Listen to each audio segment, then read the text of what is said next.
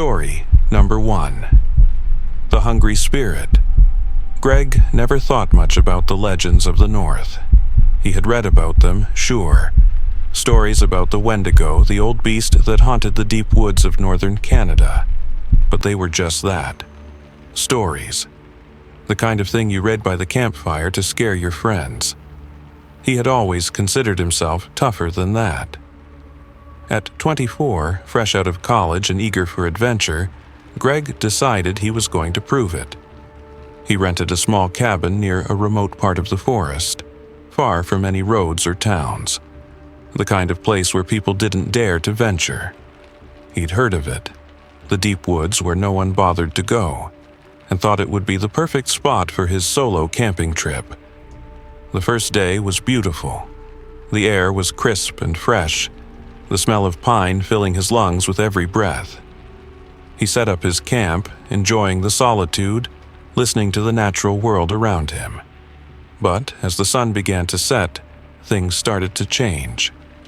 It was subtle at first. A whisper on the wind, a shadow moving just outside his field of vision. Greg brushed it off as nothing more than the wind playing tricks on him. But by nightfall, the feeling had become something more. He was no longer alone in the woods. The whispers grew louder, colder. The night was thick with them, low murmurs, almost indistinguishable, but there nonetheless. He could hear his name in them, calling from the trees. He tried to ignore it, tried to sleep, but it was impossible. Something was watching him. At the crack of dawn, he packed up his gear, deciding to leave. He couldn't shake the feeling that the forest itself was closing in on him. But as he ventured deeper into the woods, trying to retrace his steps back to his cabin, things grew worse. The shadows seemed to move on their own, flitting just out of sight, and there was a growing sense of dread. Greg's heart pounded in his chest as he quickened his pace. He stumbled, his breath shallow, looking over his shoulder every few seconds. The whispers were louder now, close, circling him like a predator. And then, just when he thought he couldn't take it anymore, he saw it. A figure, tall, hunched, and misshapen, lurking in the trees. Its face was pale and gaunt, hollow eyes glaring back at him. Greg froze, his stomach lurching with terror. The creature didn't move, but he could feel its presence like it was waiting for something. A voice broke through the silence, old and cracked. "You're cursed, boy." Greg turned, his heart skipping a beat. An old man stood behind him, his face hidden beneath a tattered hood, his clothes ragged. The man's eyes were wide, with a look of wild fear. "You've gone too deep," the old man continued, stepping closer. "The Wendigo has marked you, it hungers, and now, so do you." Greg's confusion gave way to panic. "What are you talking about? What Wendigo?" The old man's laugh was hollow, as though it came from deep inside a grave. "The hunger is already inside you. You can't escape it. The spirit, it follows you now. Every step you take, it grows stronger, feeding on you from the inside." Greg backed away, his mouth dry, his mind racing. No, this is crazy. I'm leaving, I'll make it back, The Wendigo doesn't let go. It feeds until nothing is left. The wind howled, and for a moment, Greg thought he saw the figure again, the grotesque creature in the distance, closer this time. But no, it wasn't just a figure anymore. It was real. A wave of nausea hit him, his stomach twisting as something deep inside him began to burn. He felt it then, the gnawing, insatiable hunger. Not in his stomach, but deep within him, a hunger that made him feel weak, desperate. "Too late," the old man whispered. "It's already too late." Greg's chest tightened as the hunger inside him grew unbearable, gnashing, clawing at his insides. His mouth dried as the wind howled louder, the whispers growing more urgent, more insistent. He stumbled back, his hands clutching his stomach. His eyes widened as the forest seemed to shift around him, darkening, bending, twisting. The trees were closing in and the hunger was taking over. The last thing he heard was the old man's voice, a final warning. You'll never escape. You'll always be hungry. And then the darkness consumed him. The Wendigo had found its next victim. The wind still whispers in those woods, and some say, if you listen closely, you can hear a new voice among them, a voice that speaks of hunger, of an insatiable need that never ends. Some say it's Greg, lost to the forest, cursed by the Wendigo spirit, forever wandering, forever starving. Story number 2. The Visitor. David Blackwell had never heard of the old house. In fact, he hadn't even known about the relative who had left it to him. An aunt, someone distant, someone he could barely remember from his childhood. When the letter came, informing him of the inheritance, it seemed almost like a mistake. Why would she leave him a rundown house in the middle of nowhere? But the lawyer's words were clear, and soon enough, David found himself standing at the doorstep of the property. The house was ancient, covered in ivy and decay, with windows that seemed to stare back at him like hollow eyes. It had a strange, unsettling aura, but nothing overtly sinister, just forgotten. That's how it felt to him, like it had been left behind by time itself. He stepped up to the front door and knocked. No answer. He tried again. The door creaked open by itself as though expecting him. Inside, the air was thick with dust and the smell of something stale. It was dim, the only light coming from a small window on the far wall. The place felt oddly alive, as though it had been waiting for him. As he walked through the rooms, inspecting the rotting furniture and peeling wallpaper, David felt a strange sense of being watched. It was unsettling, but he told himself it was just the isolation. Nothing more. That was when he met him. The old man appeared from the shadows of the hallway, as if he had materialized out of thin air. He was hunched over, wearing tattered clothes that looked as though they had been worn for decades. His face was gaunt, his eyes sunken deep into his skull. But there was something compelling about his presence, something that made David's heart beat a little faster. "You've come," the old man rasped, his voice like dry leaves in the wind. "I've been waiting." David stepped back, startled. "I'm sorry, do I know you?" The old man shook his head slowly, his eyes narrowing. "You don't know me, but I know your family. I knew them well, and you're here now because it's time." David frowned. "I don't understand." The old man smiled, but it wasn't a comforting smile.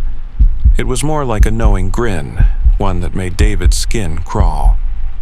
"The Wendigo," he said softly, almost as though speaking to himself. "It's been here a long time, and now it's calling to you." David's confusion deepened. "Wendigo? What are you talking about?" The old man's eyes darkened, his face growing grim.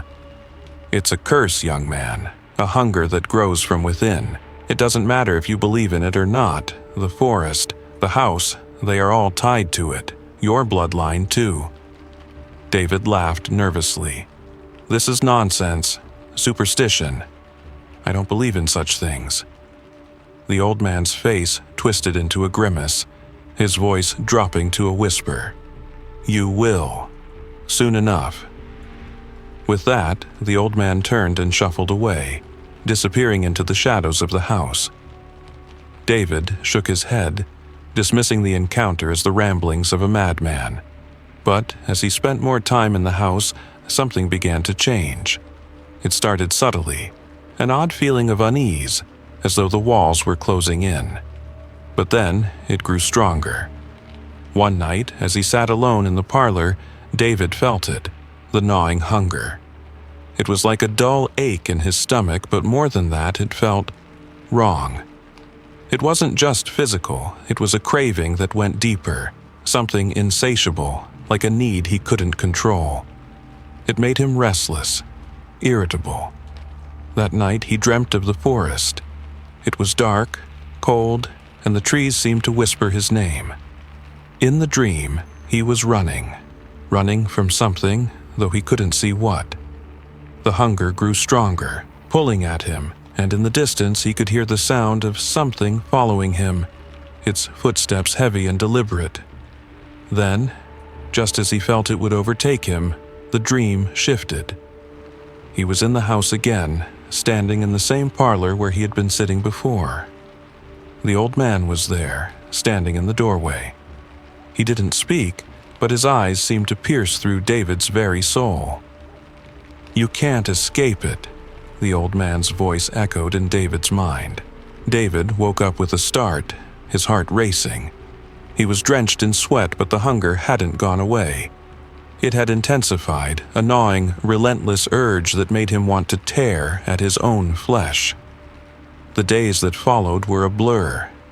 He found himself wandering the house in a daze, drawn to the darkest corners of the rooms, the places where the light didn't reach.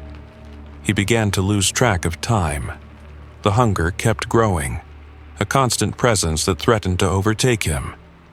One evening, he went outside to escape the suffocating atmosphere of the house.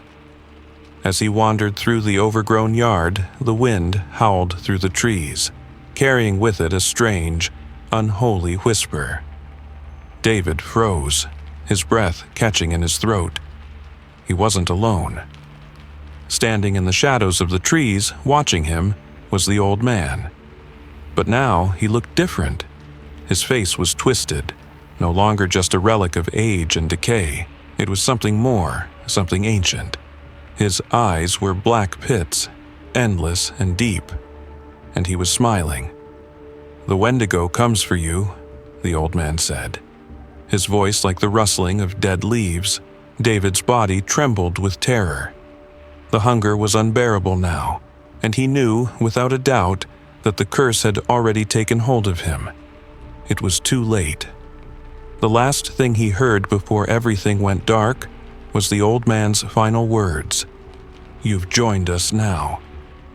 And just like that, David Blackwell disappeared into the house, swallowed by the hunger, never to be seen again. The house stood silent, waiting for its next visitor. Story number 3. The Gift of Flesh. The town of Greystone had always been small, isolated, and overlooked. Nestled deep in the woods, it was the kind of place where time seemed to stand still, and most people had never ventured far beyond its borders. But recently, strange things had been happening. Disappearances, to be exact. At first, they were just whispers, rumors shared over hushed conversations in the local diner or at the bar. People talked about hikers and travelers who had wandered into the forest and never returned. They spoke of odd sightings, fleeting glimpses of something moving between the trees.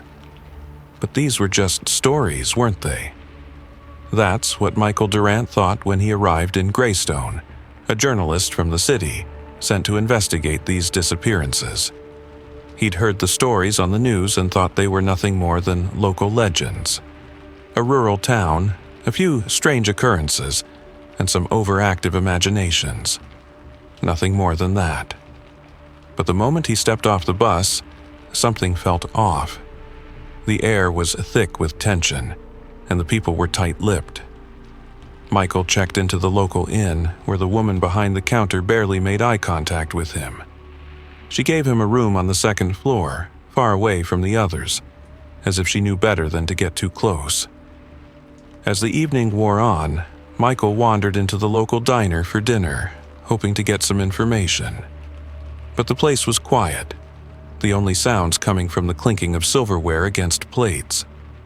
It was then that he met Jonathan, a man in his late 50s who looked out of place even in this small town.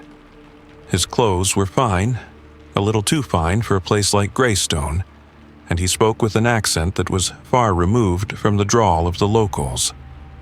But what really struck Michael was the man's eyes. empty, as if the light had left them long ago. "You're here for the stories, aren't you?" Jonathan asked, his voice low but not unfriendly. Michael hesitated. "I'm just here to do my job. People in the town, some of them at least, are disappearing." Jonathan smiled a little, but it was a sad, hollow smile. "Not disappearing. Offering." "Offering?" Jonathan leaned in closer, his voice dropping to a whisper. "The Wendigo, it's real, you know, the hunger. It calls to them. It's been calling for generations." Michael felt a chill creep up his spine. "What are you talking about?" Jonathan glanced around, ensuring no one was listening, then nodded toward the door. "Meet me at the old church after midnight. I'll tell you everything. But you need to be prepared." Michael's curiosity got the better of him. He agreed, and after a restless night of pacing, he found himself standing outside the dilapidated church in the dead of night. The moon was high, casting eerie shadows over the ground. When Jonathan appeared, he didn't speak. Instead, he led Michael inside the church, the old wooden door creaking loudly in the silence. Inside, the air was damp and musty, and the faint smell of decay lingered in the corners. The only light came from the moon, filtering through the broken stained glass windows. Jonathan took a deep breath, as if steeling himself before speaking. "It's a ritual, a curse passed down from the first settlers. The Wendigo comes to the forest, and it feeds on hunger, the hunger of the living, the hunger of the flesh." Michael frowned, unsure whether he was hearing the ramblings of a madman or something more. "People disappear because of this? Are you saying that someone in this town—" "No, not someone," Jonathan interrupted, his eyes darting nervously around the room. "People. Many people. They give themselves willingly, Michael. They offer their flesh to the Wendigo. The spirit feeds on it, but it's not just the body it craves, it's the soul too. The hunger lingers in the flesh, and it passes on. That's why people disappear. The spirit feeds, and then the hunger consumes them." Michael felt a cold sweat break out on his forehead. "You're telling me that this is some sort of ritual?" Jonathan nodded grimly. "It's been going on for generations. Each family has their part to play. Some offer their sons, some offer their daughters. Others are more reluctant, but eventually the hunger takes them. It's the only way the Wendigo will leave them alone." The words didn't quite make sense, but Michael could feel the terror rising in his chest. "And you? Are you part of this?" Jonathan's face twisted into a grimace, and for a moment, Michael thought he saw a flicker of something dark in his eyes. "I was once, but no longer. Now, I'm the keeper of the hunger." Michael recoiled. "What do you mean, the keeper?" Jonathan's eyes locked onto his with a look of desperation. "It's too late for you, Michael. You've been marked. It's already inside you." Michael stepped back, his heart racing. No, that's impossible. But as he turned to leave the church, he felt it, the hunger. It gnawed at him from the inside, a deep, aching need he couldn't explain. He staggered toward the door, his mind spinning, his body trembling with an urge he couldn't understand. The moment he stepped outside, the cold wind hit him like a slap in the face. The hunger was there, spreading through his veins, twisting his thoughts. The trees in the distance seemed to whisper his name. Jonathan's warning echoed in his mind. "It's too late for you." As the hunger took hold, Michael realized the truth. He wasn't here to write an exposé. He was here to become a part of the town's twisted ritual. He was here to offer himself. The Wendigo had already chosen him. The town of Greystone still stands, nestled deep in the woods where no one dares to venture. And those who do, those who hear the whispers of the trees, disappear without a trace, their flesh offered in exchange for the spirit's insatiable hunger. Some say that if you listen closely, you can still hear the cries of the souls trapped in the woods, feeding the Wendigo forever. Story number 4. The Last Hunt. Frank Carter had been hunting his entire life. He had tracked deer through the thick forests of the north, bagged boars in the swamps, and faced down wolves in the dead of winter. There wasn't an animal that could outsmart him, not one that could escape his keen instincts. His father had taught him everything, and now it was time for him to pass those skills on to his son, Jake. Jake, at 23, had grown up with a rifle in his hands, but this would be his first real hunting trip with Frank. He'd been planning it for months, a trip to a remote part of the forest far from the town, a place Frank had always wanted to explore but never had the time to. It was supposed to be a bonding experience, a way for Frank to show Jake the ropes, teach him the tricks of the trade, and maybe, just maybe, make sure his son was ready for the world outside of the small town they lived in. They set out early, leaving before the sun had even risen, the truck bumping over the uneven dirt road that led to the heart of the forest. The air was cool, and the woods were still asleep. The only sounds the chirping of birds and the rustle of leaves underfoot. Frank could feel the familiar sense of calm that came with being out here. It was just the two of them, father and son, about to embark on an adventure. They spent the first few hours setting up camp and marking out their hunting grounds.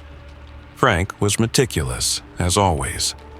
He showed Jake how to read the signs, the broken branches, the tracks in the mud.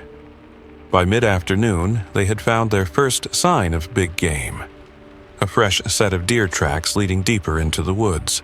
But as they followed the trail, something began to feel off. The air grew colder, the shadows deeper. Frank felt a strange unease settle in his gut, like something was watching them from the trees. He chalked it up to the isolation, the unfamiliar part of the forest. But his instincts, honed over years of hunting, told him it was more than that. "Stay close, Jake," Frank said, his voice low and serious. Jake glanced at him, puzzled. "What's wrong?" Frank didn't answer, but his hand went to the rifle at his side. They continued moving forward, but the further they went, the more the feeling grew. A sensation of being tracked, of something following them. Frank could hear the snapping of twigs in the distance, the low groan of the wind pushing through the trees, but there were no animals. No birds, no squirrels, no sounds of life at all. As the sun dipped behind the trees, the air grew colder still. Frank's breath came out in visible puffs, the hairs on his neck prickling. Then they heard it. An unmistakable sound, a guttural, raspy breathing, deep and labored, like something was drawing in the air from the depths of the earth. It was close. Too close. They both froze. From the shadows, a figure emerged. A tall, twisted creature, its body gaunt and unnaturally thin, its skin was pale, stretched tight over bone, and its eyes glowed with an eerie, hungry gleam. Frank's heart stopped. It wasn't just a wild animal, this was something far worse. The Wendigo. Frank's instincts kicked in. He grabbed Jake's arm, pulling him back. "Run!" he shouted. But Jake was already looking at him with wide, fearful eyes. He had seen the creature too. They ran, the sounds of the Wendigo's steps thundering behind them. Frank's heart pounded in his chest as he pushed himself harder, faster. But he could hear it getting closer, feel the chill of its presence creeping up behind them. It wasn't until they reached the clearing near their camp that Frank turned to face it. The Wendigo stood at the edge of the trees, its long fingers twitching as it stared at them. Frank aimed his rifle, but his hand was shaking. He fired, but the bullet went wide. The Wendigo didn't flinch. It didn't seem to feel pain. Then Frank heard a sound that made his blood run cold, his son, Jake, gasping for breath, his voice strained and weak. "Dad, something's wrong." Frank turned to see Jake on his knees, clutching his stomach, his face contorted in pain. His skin was pale and his eyes were wild with fear. "Jake, what's happening?" Frank rushed to his side. I can't feel right. It's inside me. I'm so hungry." Jake gasped, his voice breaking. Frank's heart sank as he realized the terrible truth. The Wendigo's curse wasn't just something that followed them, it had marked his son. The hunger it carried was now inside Jake, gnawing away at him. "No," Frank whispered, his voice cracking with the realization. "Not you too." Jake's hands went to his mouth, his fingers trembling as if he couldn't control the urge to rip his own flesh. His eyes locked onto Frank, desperate. "Dad, please, help me. I can't stop it. It wants me. It wants us both."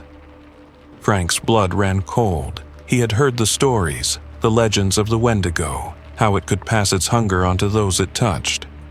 How, once infected, the hunger would grow, and there would be no escaping it. The Wendigo in the woods didn't move, watching them with its glowing eyes. It was waiting, knowing that the hunger would finish what it had started. Frank stood up slowly, his mind racing. He had taught Jake everything he knew about survival, about the woods, about the creatures that lurked within. But this was beyond anything he could fight. This wasn't a hunt. This was a curse. "I'm sorry, son," Frank whispered, tears in his eyes. Then, with a heavy heart, he made his choice. As he raised the rifle, the Wendigo's chilling laugh echoed through the trees. The next morning, the forest was still. The clearing was empty, save for the footprints of two hunters, one old, one young, that led into the heart of the woods. But no one would see them again. Some say the Wendigo still waits in the forest, always hungry, always watching, and that, every so often, it calls out to those who dare to hunt too deep, who dare to walk too far. Story number 5. The Whispering Pines. A weekend getaway, that's all it was supposed to be. A hiking trip in the wilderness to break free from the grind of everyday life. Ben, Sarah, Mark, and Jenny had been friends since high school, and as they trudged through the thick pines of northern Canada, they talked about everything and nothing. They were the type of people who liked adventure, who sought the unknown. So when they heard about an abandoned logging camp deep in the forest, it didn't take much convincing to get them to go. The hike was grueling, the path winding through dense trees and steep inclines, but the thought of exploring a forgotten piece of history spurred them on. By the time they reached the camp, the sun was beginning to set, casting long shadows over the old cabins and broken machinery. It felt like they had stepped into another time, a place abandoned and untouched for years. "Pretty creepy, huh?" Mark said, grinning as he leaned against a decaying wall. "It's definitely got that vibe," Jenny replied, her voice a little too high-pitched for comfort. "I mean, who just leaves a place like this behind?" Ben shrugged. "Guess we'll find out." They wandered around, poking through old boxes and rusted tools, joking and laughing. It was all fun until they noticed something strange. It was quiet. Too quiet. No birds, no animals, no sounds of the forest. Just the oppressive silence hanging thick in the air. Sarah, always the more sensitive of the group, felt the first stirrings of unease. "It's like the forest is holding its breath," she said softly. "Doesn't it feel wrong?" Ben, trying to keep things light, smiled. "It's just the place. Old cabins, forgotten woods, nothing to be afraid of." But Sarah wasn't convinced. She could feel it now, a coldness seeping through the trees, an unnatural chill that made her skin prickle. As night fell, they set up camp near the clearing, a few hundred yards from the logging camp. The fire crackled, and they tried to shake off the sense of unease that had settled in their bones. But as the night deepened, something shifted in the air. That's when they heard it. a soft whisper carried on the wind. At first, they thought it was just the trees swaying, the sound of branches creaking. But then it came again. The whisper was clearer this time, words they couldn't make out, like a language they had never heard. Jenny shivered. "Did you hear that?" "It's the wind," Mark said, though his voice didn't sound as certain as before. But it wasn't the wind. The whispers grew louder, more insistent, circling them like an unseen presence. They tried to ignore it, to laugh it off, but the whispers seemed to grow in number, echoing in their minds, like voices that weren't supposed to be heard. And then the hunger came. It started with Ben. At first, it was just an odd feeling, his stomach growling louder than usual, a gnawing emptiness deep inside him. But then it became more than that. A desperation, a craving that he couldn't control. He looked around at his friends, his eyes wide and wild. "I'm starving," he said, his voice hoarse. "I need food." But they had already eaten their meals for the day and there was nothing else to eat. Yet the hunger didn't stop. It grew, relentless, gnawing at the pit of his stomach. "It's not real," Mark muttered, shaking his head. "It's just in your mind." But it wasn't. The hunger clawed at Ben's insides, and when he couldn't stand it anymore, he lunged at the others, a feral look in his eyes. The group fought him off, struggling to hold him back, but the moment they did, the hunger took hold of Sarah. She doubled over, clutching her stomach, her face pale as her eyes widened with panic. "I feel it too," she gasped. It's inside me." The whispers grew louder, swirling around them, and the air grew thick with something malevolent. The others started to feel it. Then, Mark, Jenny, each one of them succumbing to the same overwhelming, uncontrollable hunger. The insatiable need to consume, to feed, to tear into something, anything. Jenny started to scream, her voice high-pitched and frantic. "We need to leave! We need to get out of here!" But it was too late.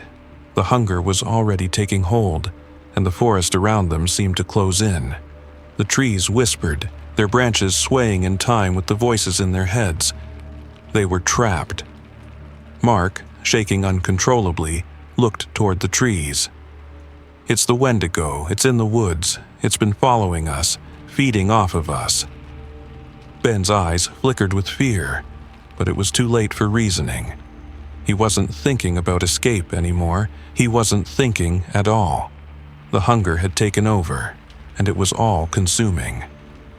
Sarah staggered backward, her hands shaking as she clawed at her chest, trying to rip something from her own skin. We're cursed." And they were. They had stumbled into a place where the Wendigo spirit roamed, a place where the hunger was a living thing, passed down through generations of victims who had fed the spirit. One by one, they collapsed to the ground, their bodies twitching as the hunger ripped through them. They weren't just starving for food anymore. They were starving for something darker, something that would never be sated. The whispers of the trees seemed to laugh, the voices growing louder as the forest took them all. The Wendigo had claimed its next victims, and as the last of them fell silent, the forest returned to its deadly, quiet state. The trees swayed, the whispers faded, and the curse of the Wendigo continued, waiting for the next unwitting souls to cross its path.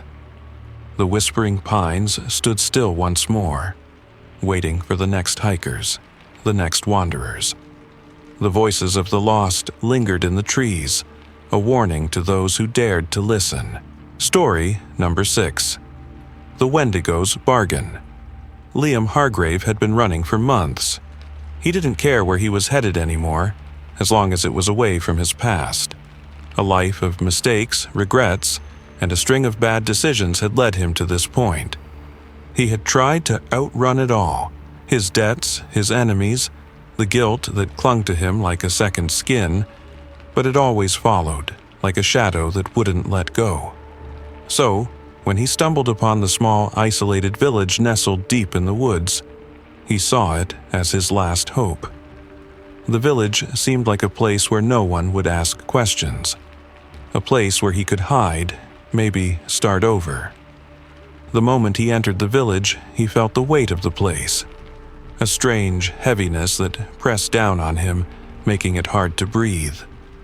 The buildings were old, their wooden frames sagging with age, and the air smelled of damp earth and decay. The people, too, were strange. They looked at him with eyes that seemed to know more than they should, eyes full of suspicion and fear. Liam didn't care. He needed shelter, a roof over his head, and food in his stomach. He approached the first house he saw, an old crooked building at the edge of the village. The door creaked as he knocked, and an elderly woman answered, her face lined with age and worry. "You're not from around here," she said in a low, raspy voice, her gaze sharp. Liam nodded. "I'm just passing through. I've been traveling for days, and I need a place to stay for a night or two. I'll pay you." She studied him for a moment, then stepped aside. "You can stay, but you'll have to understand something first." Her eyes flickered with an unsettling intensity. "This village is cursed." Liam raised an eyebrow. "Cursed?" The woman nodded slowly, her wrinkled hands gripping the doorframe. "By the Wendigo, it watches from the woods. It's always hungry, and it takes what it needs." She paused. "But you can survive here if you offer something in return." Liam frowned. "Offer what?" The old woman's gaze seemed to deepen. "The Wendigo demands a price. It's not always the same.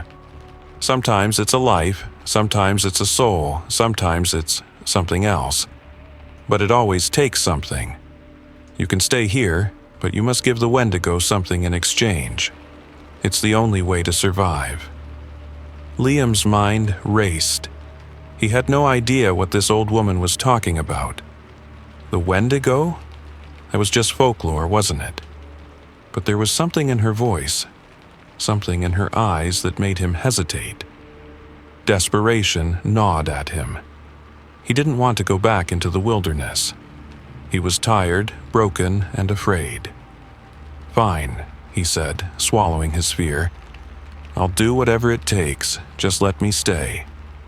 The old woman's expression softened, but her eyes never lost their strange intensity. "Very well, you've made the bargain." Liam stayed in the village that night, feeling the weight of the woman's words hanging over him like a cloud. The house was small, but warm, and he finally allowed himself to rest. But sleep didn't come easy. Every time he closed his eyes, he could hear whispers in the wind, faint voices calling to him from the darkness outside. The next morning, he woke to a world that felt different, heavier somehow. The village was quiet, unnaturally so. The air felt thick, and the trees outside the house seemed to loom closer, their branches reaching like fingers. He heard footsteps on the porch and turned to see the old woman standing in the doorway, her face pale. "The Wendigo has claimed its price," she said quietly. "It's coming for you." Liam's heart pounded in his chest. "What do you mean? I don't understand." The woman didn't answer. She simply stepped aside, revealing the woods beyond. It was then that Liam saw it, standing at the edge of the trees, its eyes glowing with a malevolent hunger.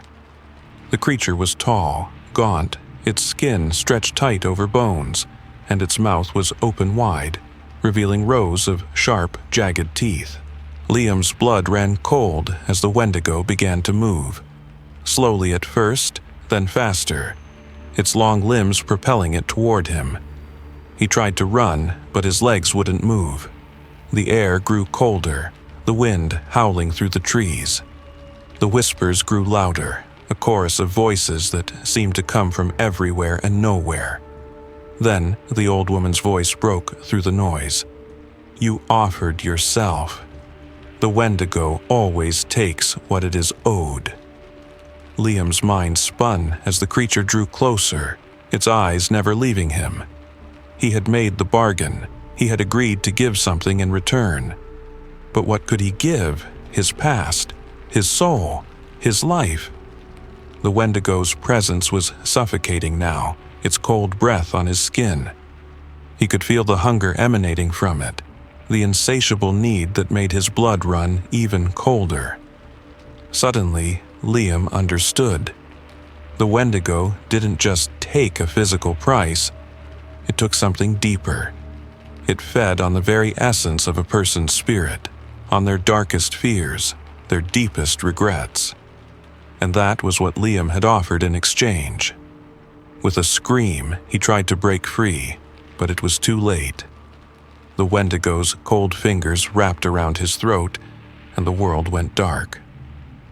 The village was quiet again, the whispers fading into the wind. The old woman stood in the doorway, watching the trees as the Wendigo vanished back into the forest. She knew that it would return, as it always did. The bargain was always the same. The Wendigo would take, and in return, the village would live. But the cost was always more than anyone could imagine. Story number 7. The Curse of the Frozen Lake. Anna and Greg had always loved the idea of a quiet getaway. After months of work and stress, they decided to take a trip to a remote cabin in the frozen north, a place far removed from their busy lives. The small village they stayed in was nestled at the edge of a vast frozen lake, surrounded by dark, towering trees. The air was sharp and cold, the kind of chill that bit through even the thickest coats. It was a place where no one bothered them, a perfect setting for a peaceful retreat, or so they thought. The cabin was quaint, with a fireplace that crackled in the corner, and large windows that looked out over the snow-covered expanse. Anna loved the stillness, the way the world outside seemed so quiet and untouched. But Greg was restless.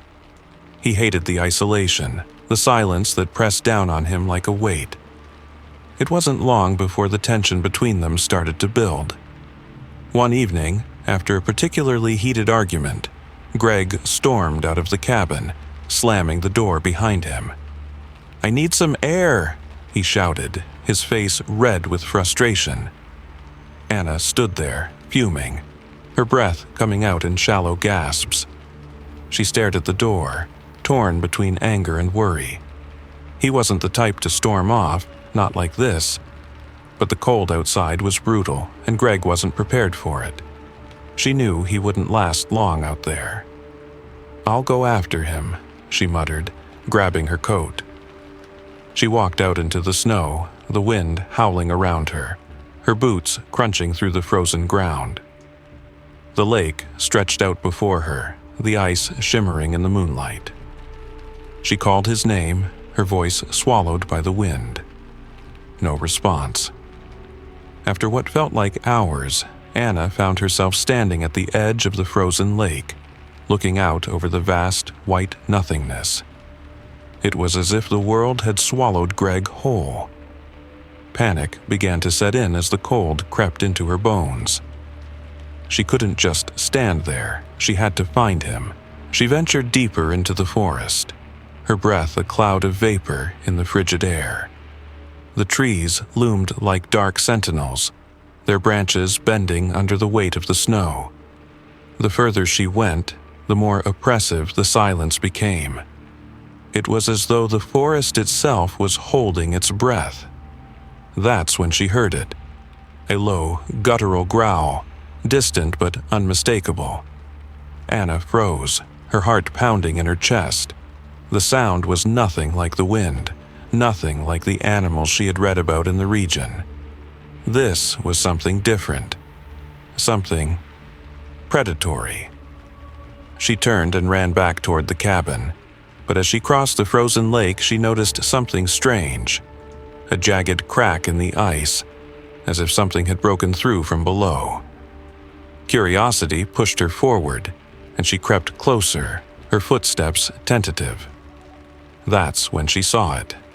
A dark opening beneath the ice, a narrow hole leading down into the depths. Her pulse quickened. Could Greg have fallen through?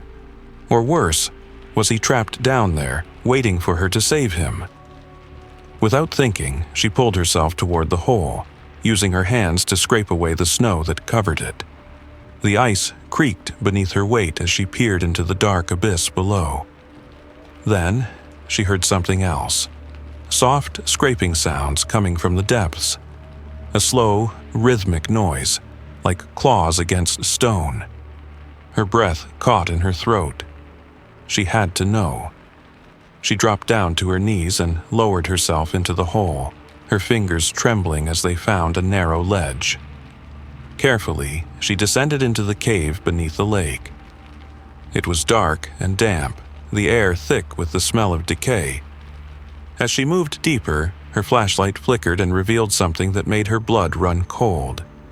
There were markings on the walls, strange symbols carved into the stone, half faded but still visible.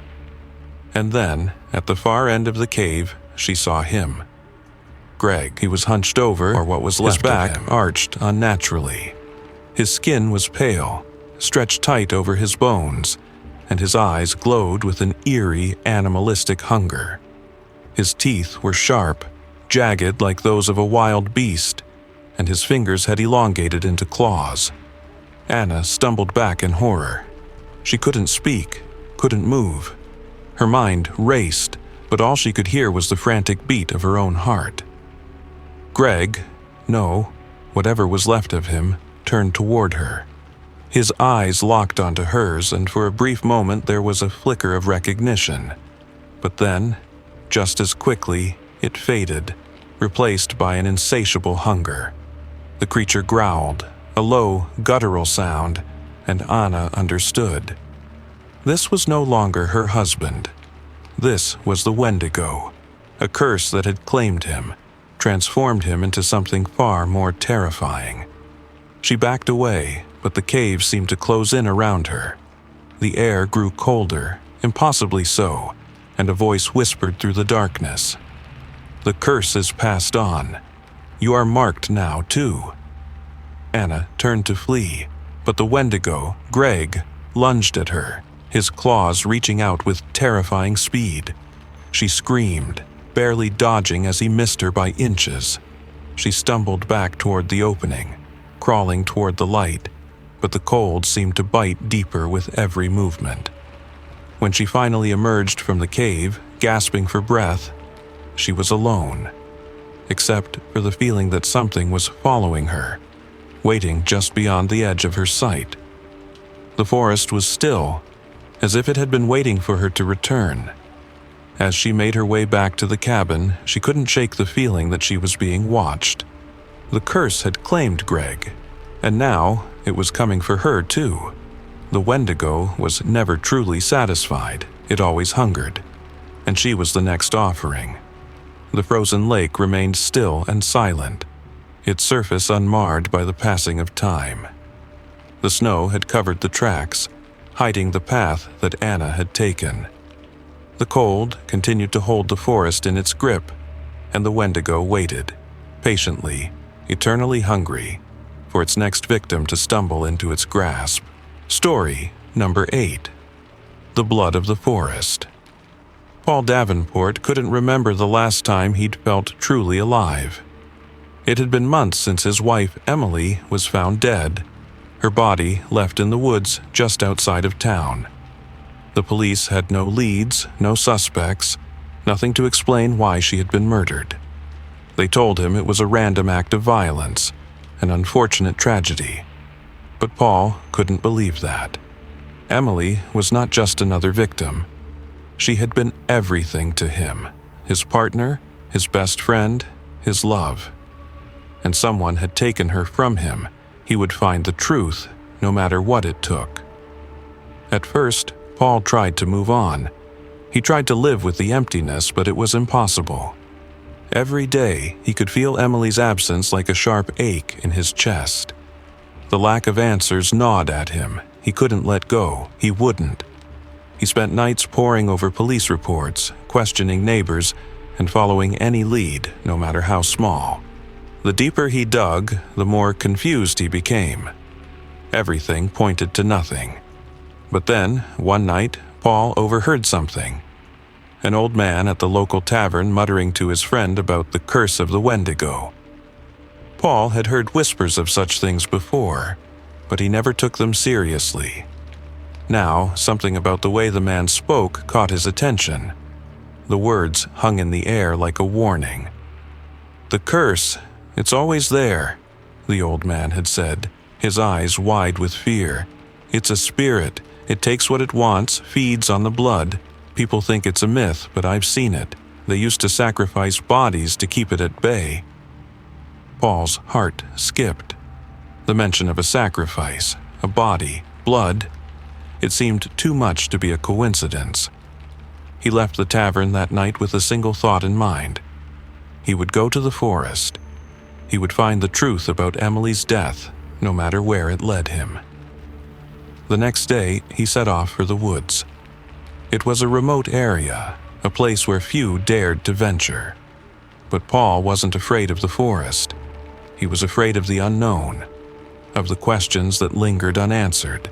He arrived at the clearing near where Emily's body had been found. The air was thick, the trees pressing in around him, their branches like twisted fingers reaching for the sky. The quiet was unsettling, like the whole world was holding its breath. As Paul walked deeper into the woods, he began to feel something strange, a presence watching him from the shadows. It wasn't just the wind or the rustling of leaves, it was something darker, something hungry. His pulse quickened, and his breath caught in his throat. He couldn't explain it, but he knew he wasn't alone. That's when he found it. A clearing, almost hidden beneath a canopy of ancient trees. In the center was a stone altar covered in moss and old dried blood. The sight stopped him in his tracks. He felt a chill crawl up his spine as the pieces of a long-forgotten legend began to fit together. The Wendigo, the ancient creature of hunger and death. Paul had heard of it. Stories told by the old folk, whispered at campfires. But he never imagined it was real, and he never imagined it was tied to his wife's death. A rustling noise came from behind him. Paul spun around, his heart hammering in his chest. A figure stepped from the shadows. A tall, thin man, his face hidden beneath the hood of a cloak. He spoke in a low, rasping voice. "Your wife was the offering." Paul's stomach dropped. "What do you mean? What are you talking about?" The figure stepped forward, his face slowly emerging from the darkness. It was the old man from the tavern.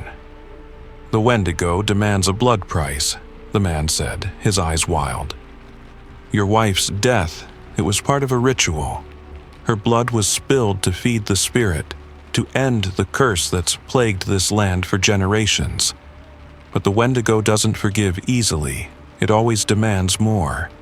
And now, it wants you." Paul's mind raced. "You're lying. This is madness." The old man's face twisted with a knowing grimace. "You think you can just walk away from this? The Wendigo feeds on more than just the body. It feeds on vengeance. It's hungry for blood, and it will never stop until it has what it's owed." Before Paul could respond, the air around him grew colder, the forest growing unnaturally still. He turned, and for a brief moment he saw it, its eyes glowing from the shadows. The Wendigo. It was there, just beyond the trees, watching him. The creature was tall, emaciated, its skin stretched thin over bones, its mouth a cavern of sharp teeth. Its hunger radiated out like an invisible force, suffocating everything around it. Paul took a step back, but the old man caught his arm. "You're already marked. You can't escape it. It's too late. The blood is on your hands now, too." In that moment, Paul understood. He had been drawn into the same cycle that had claimed his wife. The Wendigo fed on the blood, and in return it left nothing but destruction and despair.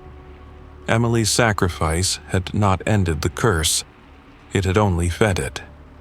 Desperation clawed at him as he ran, his breath ragged in the cold air, but the forest closed in around him. The Wendigo's growl echoed in his ears, its hunger relentless. Paul tried to escape, tried to outrun the spirit that followed him. But the forest, the trees, the land itself were all part of the curse now. The Wendigo would claim him, just as it had claimed his wife. It would never stop, never let him go. The hunger was insatiable. Weeks later, a search party would find nothing but the remains of the altar. And from the dark depths of the forest, the Wendigo's hunger would continue to grow, ever waiting for its next offering. Story number 9, The Wendigo's Shadow. The old farmhouse sat on the edge of a quiet town, surrounded by overgrown fields and dense woods. For years it had been abandoned, its windows dark and broken, its once white paint peeling and faded. But when Mark and Sarah Walker moved in with their 2 children, Emma and Jake, they saw only potential. It was cheap, too cheap, they thought, and they were eager to escape the busy city life and settle in the country, away from the noise and chaos. The house was bigger than they had expected, with creaky floors and dusty rooms, but it had charm. The creaking of the wooden beams and the odd drafts through the hallway seemed like small prices to pay for the spacious rooms and the peace of the countryside. At first, everything seemed perfect. They spent their days unpacking, exploring the land, and enjoying the quiet. But as the days passed, a strange feeling began to settle in, one that Mark tried to ignore but couldn't quite shake. It was like something was watching them, lurking just beyond the edges of their vision. It started small, the little things. A shadow flickering just out of the corner of their eyes, footsteps echoing when no one was there, whispers carried on the wind. But soon, those whispers grew louder, and the shadows, they began to move. One night, after the kids had gone to bed, Mark and Sarah were sitting in the living room when they both felt it. The air grew cold, heavier, and then there was a sound, a low, dragging thud, as though something was walking across the floor above them. Mark stood up quickly, but Sarah grabbed his arm. "It's just the house settling," he said, trying to sound calm. But deep down, he knew it wasn't. Over the next few nights, things got worse. The shadow grew. It started as just a vague shape, an indistinct dark mass in the corners of the rooms, but it slowly began to take form. A tall, hulking figure, its outline shifting in and out of focus, its presence growing stronger with every passing night. At first, they thought it was their imagination, the product of an old house and tired minds. But then they began to feel it, a deep, gnawing hunger in the air, a sense that something was feeding on their fear. Sarah woke one night to the sound of Emma crying, the child's voice trembling with terror. She rushed into her daughter's room to find Emma sitting up in bed, staring wide-eyed at the corner of the room where the shadow of the Wendigo now loomed. Its dark form stretched across the walls, the air around it thick with something foul. Emma's trembling voice broke the silence. "Mom, it's coming," she whispered. The shadow of the Wendigo loomed, its presence oppressive, feeding off their growing terror. Mark tried to explain it away, but deep down, he knew the truth. This house, this land, was cursed. And the creature that haunted it wasn't just a figment of their imagination. It was real. The next day, Mark went to the town to learn more about the history of the farmhouse. The elderly man at the general store knew immediately what he was asking about. "You're living in that old place, huh?" the man asked, his voice low and grim. That house is cursed, son. Been vacant for decades for a reason." "What do you mean?"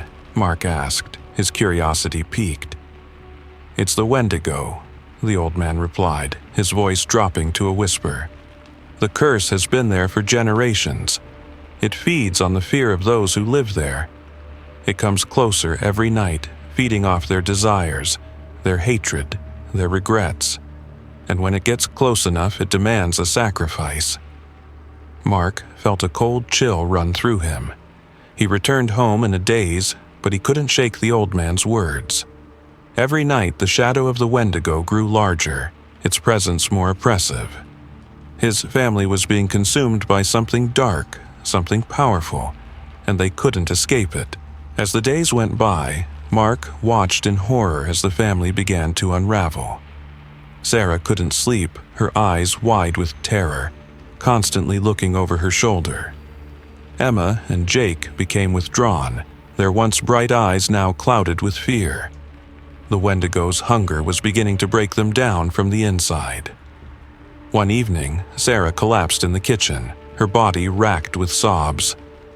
"It wants us, Mark," she cried, her voice trembling with despair. "It's going to take us all." Mark tried to comfort her, but deep down, he knew she was right. The Wendigo's hunger had grown insatiable. It wouldn't stop until it had them all. The family was trapped. Every night, the shadow of the Wendigo crept closer, feeding on their fear, growing stronger with every passing hour.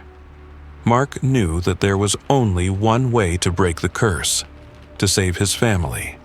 But it came at a terrible price. The old man's words echoed in his mind. It demands a sacrifice. He sat by the fireplace that night, his mind racing. The Wendigo was too powerful, the curse too old. There was only one thing left to do. He looked at his family, their faces pale and broken, and with a heavy heart, Mark made the decision. "I'll go," he whispered. "I'll be the one to break the curse."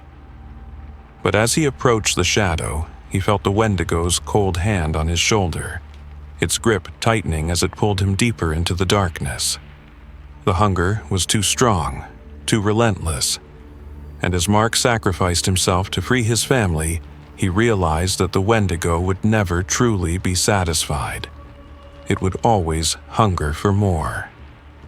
The next morning, when the sun finally rose, the house was silent. The shadow had disappeared, but the curse remained. The family was free, but they would never forget the terror they had faced. And as they left the farmhouse behind, the shadow of the Wendigo lingered, waiting for the next souls to feed on. Its hunger would never end. Story number 10. The feeding, Dr. James Porter, had spent most of his career as a physician in the small northern town of Ashford, where life moved slowly, and people's problems were often simple and straightforward. But everything changed one cold November morning when he was called to the scene of a murder unlike anything he'd ever seen. The body was found just outside the town limits, near the woods. The victim, a local man named Peter Hawkins, had been brutally torn apart. His body was barely recognizable, the flesh shredded in a way that made James's stomach churn. But it wasn't just the mutilation that disturbed him, it was the marks on the body. Deep, jagged gashes, as though some enormous creature had raked its claws across Peter's flesh. James knelt beside the body, his breath visible in the cold air, his gloves stained with blood as he examined the wounds. The cuts were too precise to be made by a bear or any animal he knew. No, this was something far more unnatural. Something that didn't belong. "Doc," one of the officers called to him, his voice shaky. "You might want to see this." The officer handed him a small, crumpled piece of paper, a letter, smeared with blood. James unfolded it slowly, scanning the few hastily written words. The letter was strange, almost incoherent. "The hunger is here. It comes for us all, the Wendigo. It needs more. It has already begun." James's heart skipped a beat. He had heard the stories, the old folk tales about the Wendigo, the creature of the north that consumed human flesh to feed its insatiable hunger. A myth, he had always thought. Nothing more than a ghost story passed down through generations. But now, standing in the middle of the crime scene, with a mangled body at his feet and the words of the letter hanging heavy in the air, he couldn't shake the feeling that something far more sinister was at work. That night, as he sat alone in his office, James couldn't stop thinking about the murder. His medical training had taught him to look for logical explanations, but the more he thought about it, the more he felt as though he was being pulled into something beyond reason. He began to research the Wendigo, poring over old records and town history. The more he read, the more certain he became that the creature wasn't just a legend. The town of Ashford had been plagued by strange disappearances and violent deaths going back centuries. In nearly every case, the victims had been found with their bodies savagely torn apart, their flesh stripped, their bones shattered. The same pattern repeated itself again and again, always tied to the same area, the woods that bordered the town. James began asking around, but no one seemed willing to talk. The older residents looked at him with fear in their eyes, and even his fellow doctors seemed uneasy when the Wendigo was mentioned. It was as if they all knew something he didn't, something they weren't willing to admit. Then, as the days passed, James began to notice something strange. His patients, those who had been healthy just weeks before, started to change. They became pale, their eyes hollow and sunken. They spoke less, their movements slow and sluggish, and some of them, those who were already frail, began to lose weight at an alarming rate, as though they were being drained of something vital.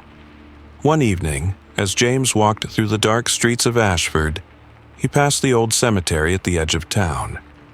He heard a faint noise behind him, a shuffle of footsteps on the gravel. When he turned, there was nothing there, but he felt it. A presence, something watching him from the shadows. His pulse quickened as he walked faster, but the feeling stayed with him, creeping under his skin. That night, as he lay in bed, restless and uneasy, he heard it. The sound of scratching, faint at first, then louder, like nails dragging across wood. It came from somewhere outside his window, and then the unmistakable sound of something sniffing, as though searching for prey. His heart pounded in his chest, and he knew it wasn't just his imagination. The Wendigo was real, and it was closing in on him. The next morning, as he entered the town's clinic, James found that the worst had come to pass. One of his colleagues, Dr. Roberts, was lying in a bed in the back room, his body gaunt and withered.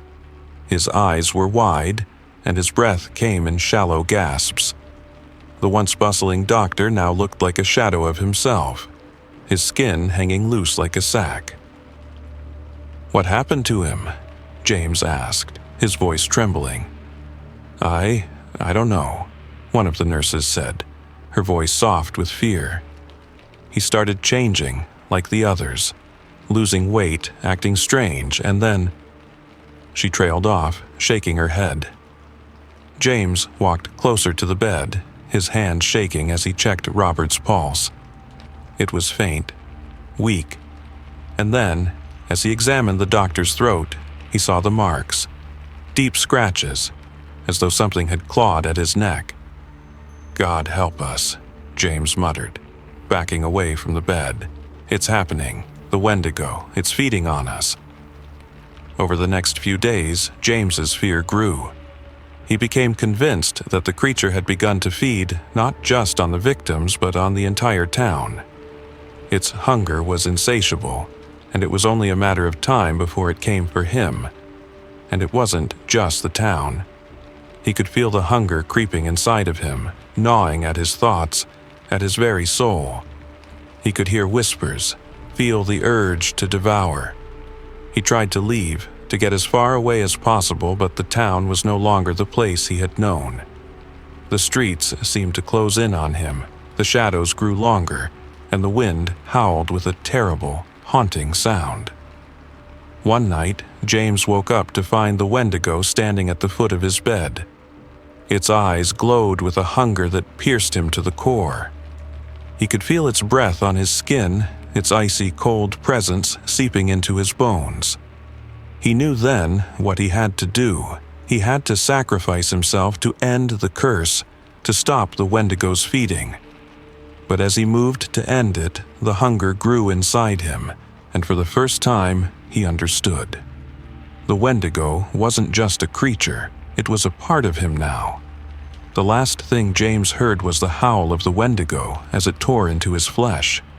His body was consumed, just as the town had been consumed, and the feeding, the hunger, would never end. Days later, the town of Ashford was silent. The streets were empty and the clinic stood abandoned, the door swinging in the wind. And somewhere deep in the forest, the Wendigo's hunger still roamed, forever searching for its next victim.